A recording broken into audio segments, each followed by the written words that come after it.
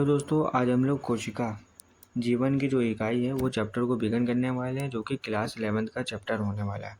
ठीक है, तो कोशिका को आज हम लोग बेसिक से जानेंगे। कोशिका होती क्या है, उसकी परिभाषा, संरचना और कार्य को देखेंगे। ठीक है, तो सबसे पहले आज हम लोग कोशिका की जो डेफिनेशन है उसको देखते हैं।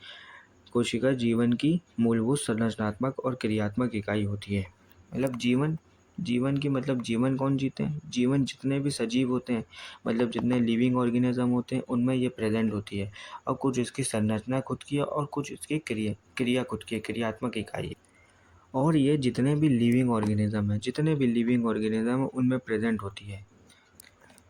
जैसे कि ये मानव के शरीर में भी प्रेजेंट होती है, ये भी लिविंग ऑर्गेनिज्म है।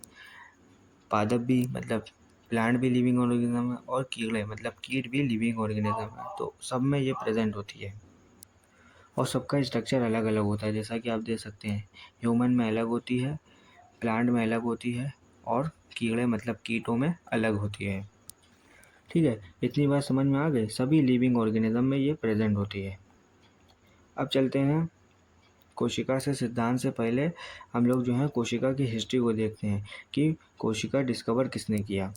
तो कोशिका जो है वो सबसे पहले रॉबर्ट हुक नामक वैज्ञानिक 1665 में सर्वप्रथम कोशिका कॉर्क सेल में खोज की। और ये जो थी वो मरी हुई सेल थी। कौन सी थी? मरी हुई सेल थी, नॉन लिविंग सेल थी। इन्होंने देखा ये जो सेल है वो कॉर्क की सेल हो गई। ठीक, अब उसके बाद जो है उसने देखा वो एंटोनी वॉन लीवेनहॉक, दूसरा वैज्ञानिक 1674 में एंटोनी वॉन लीवेनहॉक ने क्या करा, लिविंग सेल देखा। क्या देखा? Living cell. ये देखिए लिविंग सेल। एंटोनी वॉन ने सबसे जो दूसरी बार देखा वो लिविंग सेल। ये क्वेश्चन आता है कि लिविंग सेल किसने डिस्कवर करा था? लिविंग सेल जो था वो एंटोनी वॉन लीवेनहॉक ने पहली बार जीवित कोशिका को देखा, लिविंग सेल को देखा। ठीक, अब इसका सबसे मेन पार्ट जो न्यूक्लियस है, जिसको हिंदी में केंद्रक बोला जाता है, केंद्रक रॉबर्ट ब्राउन ने 1831 में डिस्कवर करा गया। मतलब 200 साल के बाद 1831 में रॉबर्ट ब्राउन ने केंद्रक को देखा। ठीक, केंद्रक की खोज की। फिर 1839 में परकिंजे नामक वैज्ञानिक ने जीव द्रव्य की खोज की। जीव द्रव्य क्या होता है पता नहीं है। तो जीव द्रव्य जो होता है वो सेल के अंदर प्रेजेंट होता है। जो द्रव होता है, जेली लाइक एक लिक्विड पाया जाता है, उसको प्रोटोप्लाज्म इंग्लिश में और हिंदी में जो है वो जीव द्रव्य बोलते हैं, उसका नाम। उसके बाद हम लोग आ जाते हैं कि कोशिका का सिद्धांत, सेल थ्योरी किसने दिया। तो सेल थ्योरी जो थी वो दो वैज्ञानिक मतलब दो साइंटिस्ट, शेल्जियन और श्वान ने 1838 और 1839 के बीच में इस थ्योरी को दिया। अब इन्होंने बताया कि सभी जीव कोशिकाओं से मिलकर बने हुए हैं। जितने भी लिविंग ऑर्गेनिज्म हैं वो कोशिकाओं से मिलकर बने हुए हैं, जैसे कि हम लोगों ने डेफिनेशन में देखा था। और कोशिका जो है जीवन की मूलभूत इकाई है। मतलब कोशिका के बिना जो है वो जीवन पॉसिबल नहीं है। ठीक है, ये 2 पॉइंट इन्होंने दिए। अब एक और वैज्ञानिक आते हैं जिनका नाम है रुडोल्फ विर्को। रुडोल्फ विर्को ने बताया 1855 में एक टर्म दिया जिसको कहा गया ओमनी सेल्युला और ई सेल्युला। क्या कहा गया? ओमनी सेल्युला, ई सेल्युला। अब इसका मतलब है नई कोशिकाएं पहले से मौजूद कोशिकाओं से बनती हैं। अब इसका सिंपल वे में समझिए, जो पेरेंट सेल हैं, जो पुरानी सेल हैं, वो डिवाइड होके नई सेल को बनाती हैं। ये इन्होंने बताया, जो ये एक्सप्लेन नहीं कर पाए हैं। इन्होंने टर्म तो दे दिया कि पुरानी सेल से नई सेल बनेगी, लेकिन कैसे बनेगी ये टर्म ये नहीं समझा पाए।